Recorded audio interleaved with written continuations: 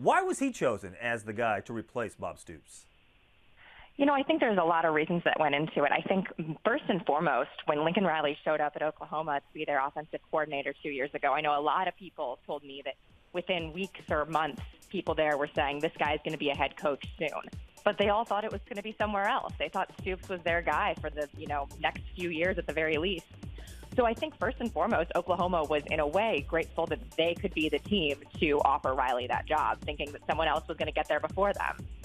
It comes down to, I think, really two elements of his personality. I think the school and the people who matter there really saw that he has this way of connecting with his players. He's young. He's got a laid-back personality from what I've been told. He can connect to these guys and really make them feel like they're part of the team.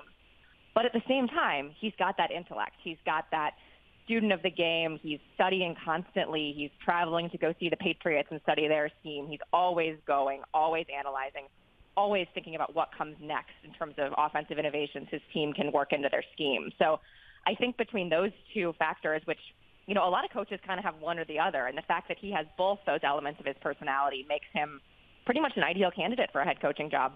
Joan, the Sooners put up big-time numbers the last couple of years under Riley as an offensive coordinator. How has his transition now to head coach affect that offense, taking away some of the responsibilities of being the coordinator? How do you think that impacts the Sooners' offense? That's a great question. And from everyone I talked to, it sounds like he really wants to keep his hands on that offense, to be able to still be involved, to not be, the guy up on the pedestal, the head guy.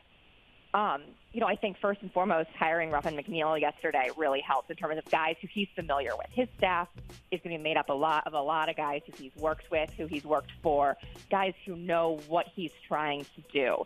So it'll be a little easier for him to kind of take a little finger off the offense, I guess, and have it be in the hands of someone who really knows what he's trying to do.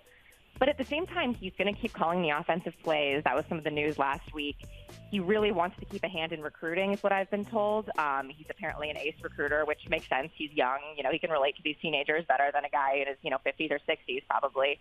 So I think he has some lofty goals in terms of his involvement with the offense and just on some of those levels that head coaches aren't always quite as involved in. But, we'll see how it goes.